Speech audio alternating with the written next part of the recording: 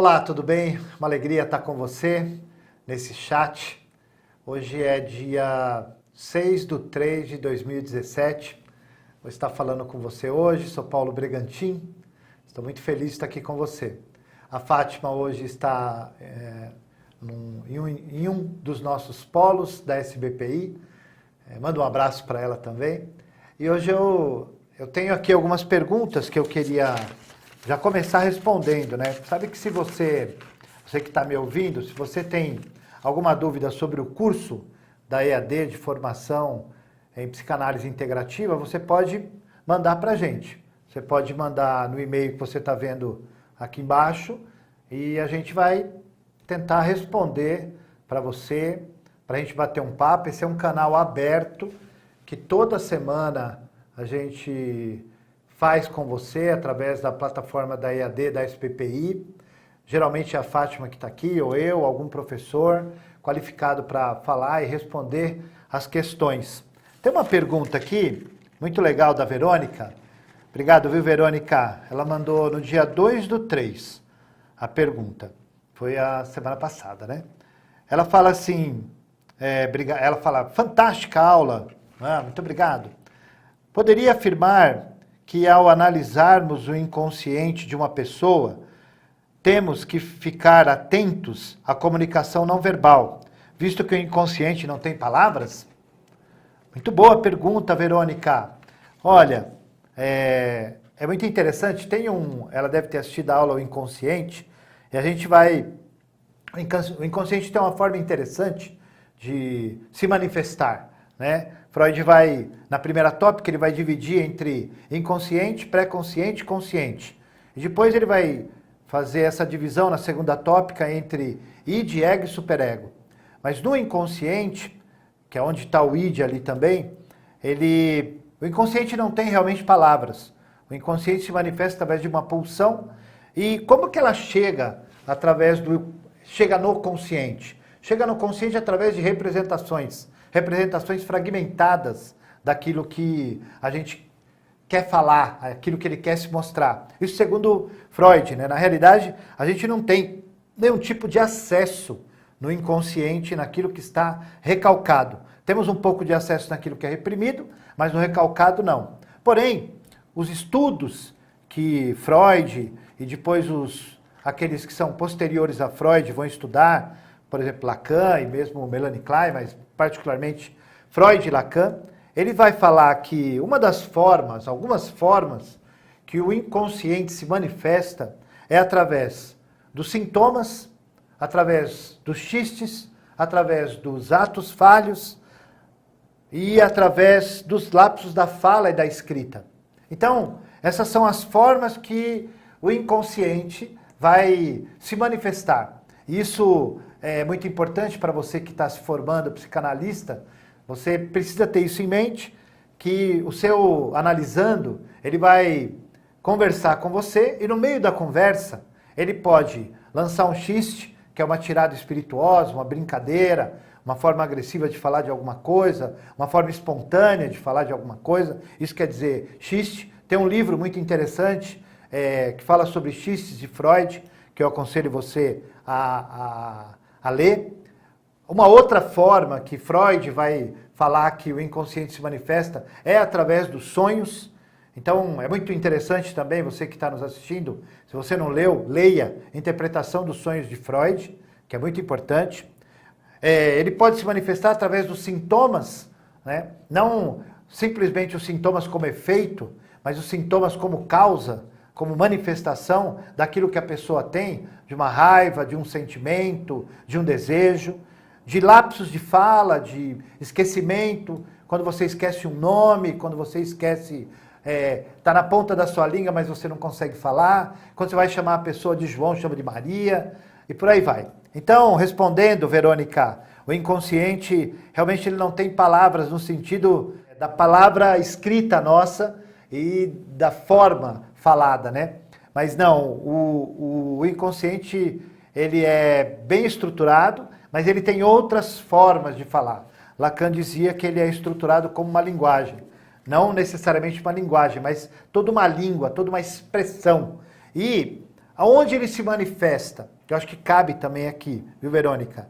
O inconsciente se manifesta no set de atendimento entre o analista e o analisando, e aí se manifesta ali, você pode trabalhar isso. Como trabalhar? Tendo uma escuta ativa, né, você usando da neutralidade, mas isso é uma outra coisa que a gente vai conversar. Tá bom, Verônica? Espero que você tenha gostado da resposta. Aconselho você e vocês que estão nos assistindo a ler Interpretação dos Sonhos e um livro específico de xiste. Não lembro agora, mas já eu te passo aí o nome direitinho, tá bom? Ó, uma outra pergunta aqui da Arlete. A Arlete mandou para a gente no dia 2/3 e ela fala assim: boa tarde, professor. Eu posso dizer, afirmar, que tudo que somos e desenvolvemos, nossos comportamentos e personalidade, é reflexo dessa expulsão, digamos assim, trauma do nascer? Ela está perguntando, né? Eu diria para Arlete, é assim, segundo Freud, o maior trauma e o mais importante trauma que nós vamos ter é no nascimento, né? E aí nós vamos criar, dali nasce o inconsciente. Então, nós somos um ser constituído, né? Não construído somente, mas constituído. A gente nasce.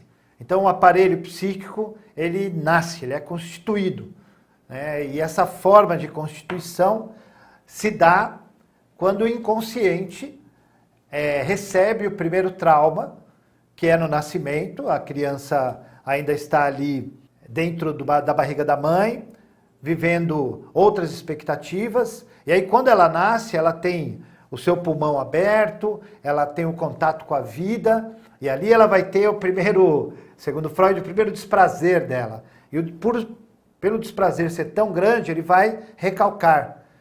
A partir do momento que você recalca, você libera os afetos, você vai procurar então o afeto, e aí você vai passar a ser constituído. Então, ele vai dizer que aí a gente tem essa constituição do inconsciente. Tendo a constituição do inconsciente, nós vamos ter todo o processo do aparelho psíquico e nós vamos acabar sendo um ser humano humanizado. Quando nascemos, somos um monte de carne cheio de furo, né? Um punhado de carne cheio de furo.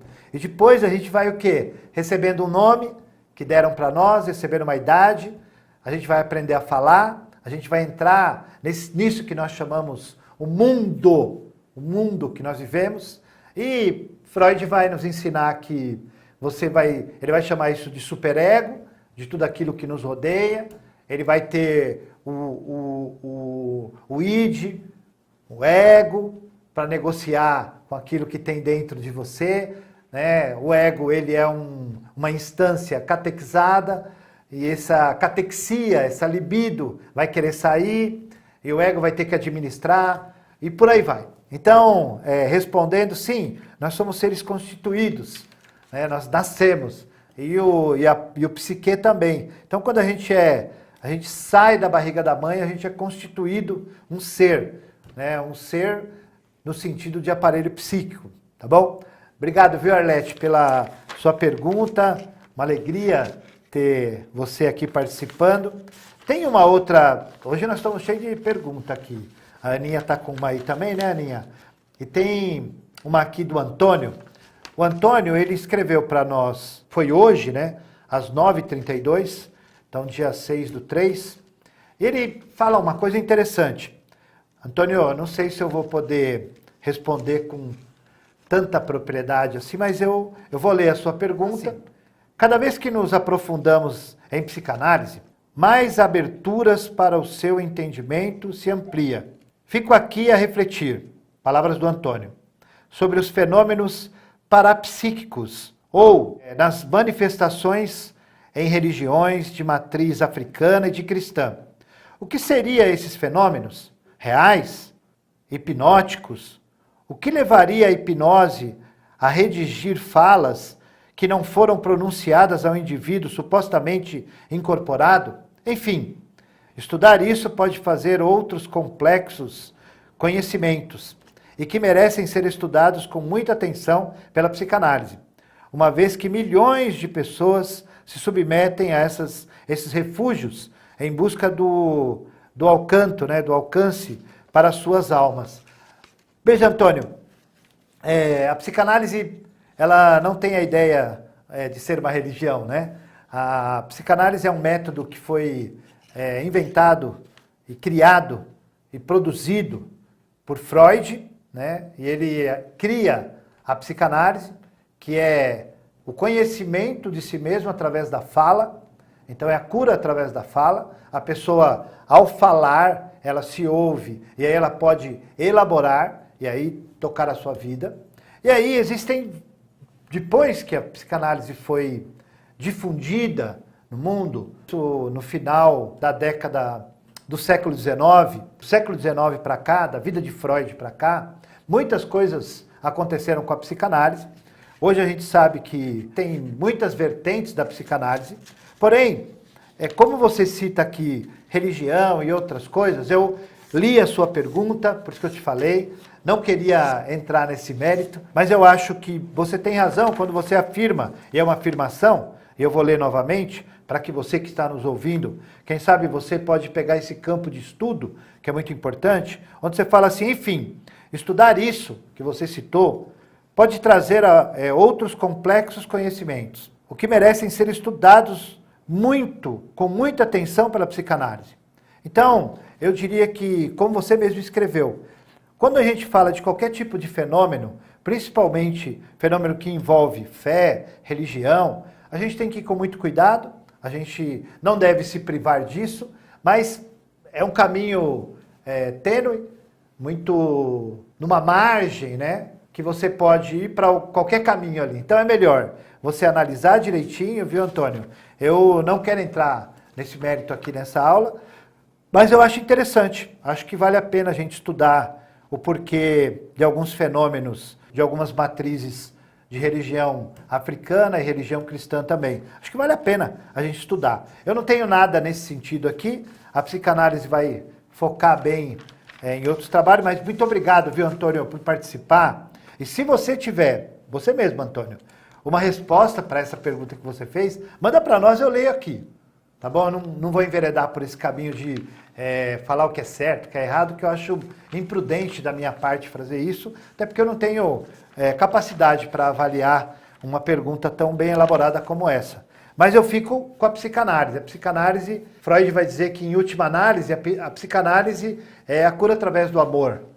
Então, tem muito sentido o que você está falando, né? Eu afirmaria, assim, que a psicanálise, ela está dentro da ciência como uma arte e dentro da arte como uma ciência. Então, a psicanálise é uma arte que está dentro da ciência e uma ciência que está dentro da arte. Dorme aí com esse barulho aí, pensa nisso que eu falei, repete 10 vezes e você vai ver o quão é legal. Ó, tem uma outra pergunta, né, Aninha? Tem aí? Que você falou para a gente não deixar nenhuma pergunta em aberto. É que chegou agora e a gente quer já falar agora para a Fatiminha a semana que vem não ter que responder. Martinelli, perdão, Martinelli. Não tem nada de Martinelli, Martinelli, JC. Ele está perguntando, Martinelli, na educação escolar, como ele pode usar a psicanálise. Olha, pergunta ótima, ótima. Eu diria, se eu pudesse interferir, né, na vida e na formação, eu diria que todo professor deveria fazer psicanálise, estudar psicanálise. Porque a psicanálise, Martinelli, você que está me ouvindo, tem uma característica muito interessante, porque ela vai tratar da formação da criança. Né? Freud, ele chega a descobrir a parte psicossexual da criança, que é a fase oral, anal e fálica. E depois a fase de latência, né, e a genital. Então, o que acontece? A gente poderia, pensando em professor, conhecer. Eu conhecendo bem a criança ou as fases oral, anal e fálica e latência, por exemplo, que aí nós estamos falando da criança do 0 até 12, 13 anos, esse período que é o período escolar, se o professor tivesse noção de como funciona isso, entender um pouquinho sobre traumas, entender um pouquinho do aparelho psíquico, entender um pouquinho sobre o Édipo, entender um pouco sobre o narcisismo, né? Entender um pouquinho sobre o que é o id, o ego, o superego, o que é o inconsciente, pré-consciente, consciente. Eu diria que o professor ficaria muito mais qualificado a entender o ser humano e não somente a matéria, né? Quem sou eu, e não estou falando isso, que nossos professores, eles são muito bem qualificados. No Brasil, são pessoas que estudam, são pessoas comprometidas. Eu diria que se eu tivesse a psicanálise para formação, seria maravilhoso, né? Se você tivesse uma forma do professor aprender psicanálise, não que o professor tenha que ser um psicanalista, mas ele estudar a psicanálise. Seria muito interessante, porque a psicanálise trata de gente. Vai falar de neurose, né? As neuroses histéricas, fóbicas, fálicas, vai falar de perversão, de psicose. Então, só o fato da gente conversar sobre isso, sobre essas questões da vida, como eu falei, a fase oral, anal e fálica, entender um pouquinho do inconsciente, pré-consciente, consciente, do id, o ego, superego, do narcisismo, do complexo de Édipo, da pulsão de vida, da pulsão de morte, e essa demanda de informação que a psicanálise oferece para o ser humano, seria maravilhoso, professor, viu, Martinelli? Se eu pudesse, e todo professor que eu encontro, eu falo, ó, vai fazer psicanálise. E, melhor ainda, fazer análise também. Porque não adianta só estudar psicanálise. Eu acho que todo professor, como todo pai, como toda mãe, que falam comigo, eu falo, vá fazer análise. Porque quem faz análise, cresce. Quem faz análise, se entende melhor, entende o outro melhor. Então, Martinelli, ó, e não só para o professor, mas como a sua pergunta foi específico, eu diria que todo professor deve pelo menos ler, tentar entender e fazer psicanálise, porque vai ajudar muito na formação das nossas crianças. Beleza? Tomara que tenha sido de boa essa resposta minha para você, tá bom? Tem mais uma? Ah, tem mais uma pergunta. Bora para a pergunta. A Maria. Poderia explicar a libido e com exemplos como é o narcisismo normal em uma pessoa no seu dia a dia? Como se faz para levar o cliente a contar seus sonhos? E é possível sugerir que ele anote para melhor falar sobre tais sonhos? Maria, tudo bem? Você falou aí várias coisas importantes, né? Você falou sobre libido, sobre narcisismo, como fazer o paciente falar sobre os sonhos, né? Vou começar do final, né? Não cabe ao analista fazer com que a pessoa conte os seus sonhos. A análise é algo que vai fluindo, né? Quando o analisando sentir que vale a pena contar um sonho, ele vai te contar.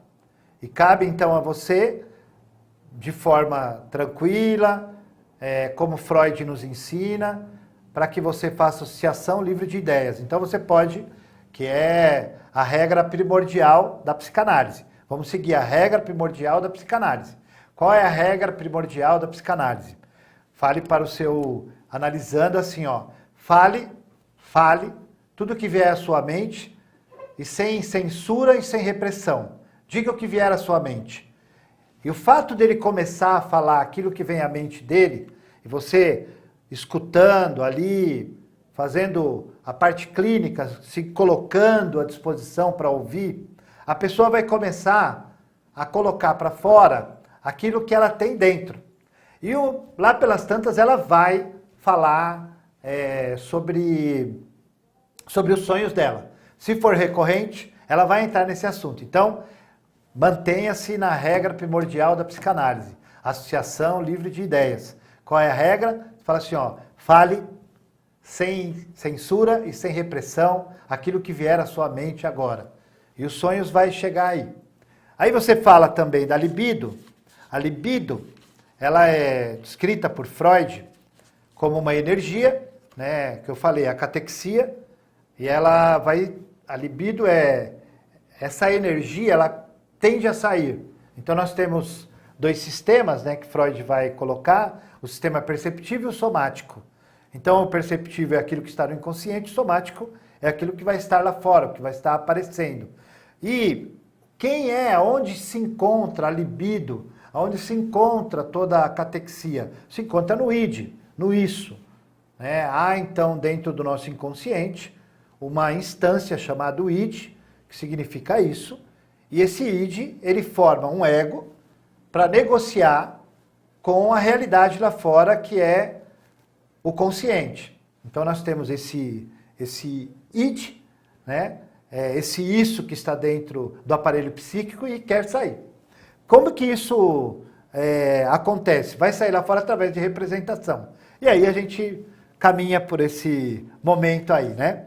Tá bom? E aí você fala do narcisismo. Narcisismo, você tem o narcisismo primário, que é aquele que a criança tem com ele mesmo, se apaixona por ele mesmo, traz tudo para ele é o centro de tudo. E o secundário é quando ele cresce, ele vê que ele não é o centro de tudo, e ele pode gostar de outros objetos, né? Tá bom? Então esse é para Maria, né? Isso. Tá bom, Maria? Obrigado, viu, por suas perguntas. Manda aí pra gente conversar, tá bom? Ó, e é legal, viu, Maria? Dá uma lida. Tem um texto de Freud que é sobre narcisismo. Aliás, ele vai chamar de Introdução a Narcisismo. Você coloca isso no Google ou ali no site de busca, né? Introdução a Narcisismo, Freud, e ali você vai ter o que Freud fala de narcisismo. Acho muito legal você ler, né? Porque vai esclarecer bastante essa questão que você levantou. Muito obrigado, viu, vocês que mandaram as perguntas, né? A Fátima não veio hoje, ela estará aqui a semana que vem. Se eu não respondi a contendo, faz de novo a pergunta e fala: Fátima, eu não gostei da resposta do Paulo. Responde direito e ela vai gostar, tá bom? Ó, beijo, tchau.